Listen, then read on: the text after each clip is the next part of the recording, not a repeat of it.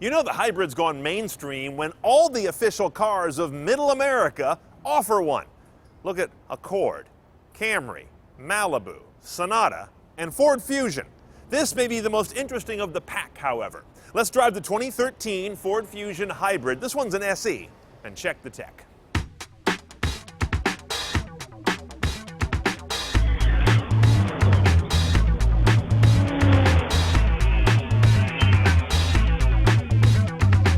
Now, in that world of Accords and Camrys and Malibus and Sonatas, this one wins on one count before you even turn the key, and that is, to my eye, looks.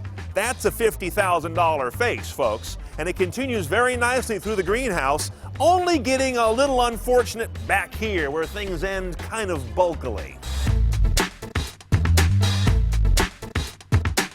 Now, the first thing I like about the interface in the Ford Fusion is not the interface, but where it's nestled.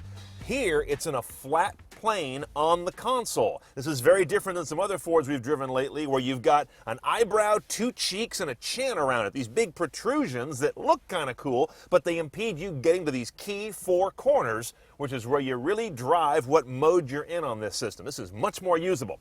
The downside is this flat face also opens it up to lots of glare. Are you telling me I have a flat face? As you can hear, this Ford Fusion also has Ford's rather eerie text message support. It can speak messages to you as they come in, and you can reply with one of several canned responses and also set up your own custom canned replies. Yes, like this. Screw you.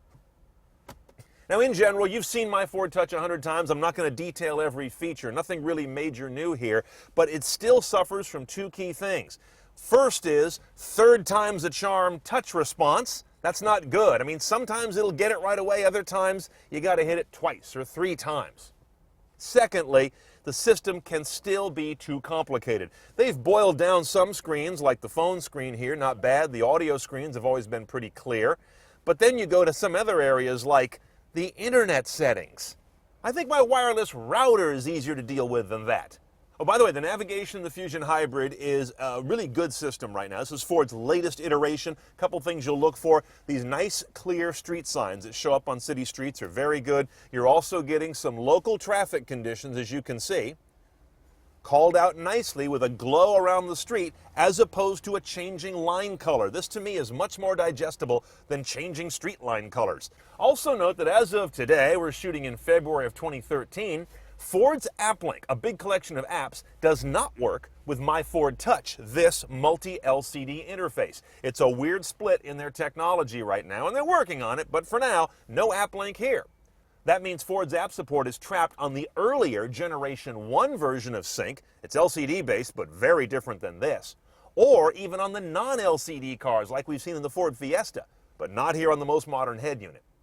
I'd like to see Ford pull it all together, get all their app support with their new open developer platform and their best 3LCD interface, and solve the lag and complication here, and get that done by the end of 2013. Time's a-wasting. Okay, here in the engine bay of our Fusion Hybrid, you've got fairly garden variety stuff as hybrids go. 2-liter inline-4 engine, sitting transverse, front-wheel drive only on the hybrid, by the way. It's a lean-burn Atkinson cycle engine. Connected, of course, to an electric motor and lithium-ion battery. 188 horsepower, 141 of those are from the gas engine, 47 contributed by the electric motor. Torque, Ford's not giving a number. 0 to 60 is around the low 8s, 8.4 according to Edmunds, for a car that weighs a little over 3,600 pounds, delivering 4747 as its MPG. In addition to being all-wheel drive only on the hybrid, there's also only one choice of transmission. It's a continuously variable gearbox, as is common with these powertrains, and you cannot tow anything with a hybrid, by the way. Bear that in mind. Now, the Fusion Hybrid, and I'm not being unkind here, but it doesn't drive like it looks. This car looks like you bought a poor man's Aston Martin Rapide, but it drives like a very efficient, focused car. You notice there are no paddle shifters available for this CVT. There's no shiftable gate. There's no rocker for shifting to synthetic gears on that transmission. You can't shift it. There's no sport mode. Nothing here is about performance. It's a comfortable everyday car with an efficiency message. And that's rare these days. Most cars have multiple personalities, or at least try to. Power is sufficient. There's more than enough here, but it doesn't ever come on in an exhilarating fashion. The car is very well modulated in the way that it's engineered, from the last line of code to the balance of power from its engine and motor.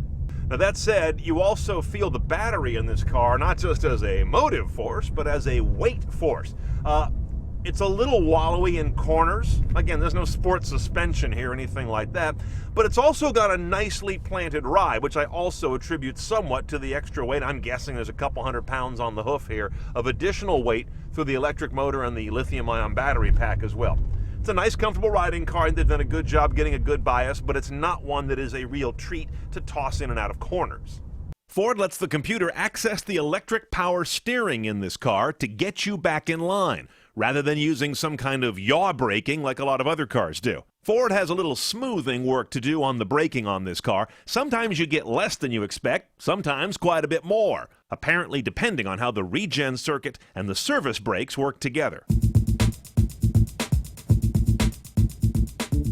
Okay, pricing the Fusion Hybrid SE is kind of funny because my first advice is don't get an SE at all, because to get the cool tech, you've got to option this guy up with a bunch of luxury packages that enable you to get the cool tech. By then, you've basically got a titanium. So start with the titanium model at about 33 grand. Then you've got to add a handful of features to go CNET style, including navigation with the voice command, $800, the driver assist package, blind spot and lane departure, that's $1,000.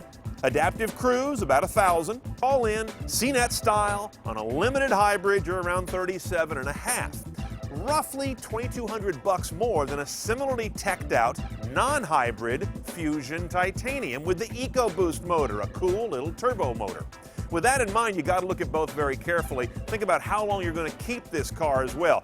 There's a 2.25 year payoff cycle if you're an average driver to make up for this hybrid premium.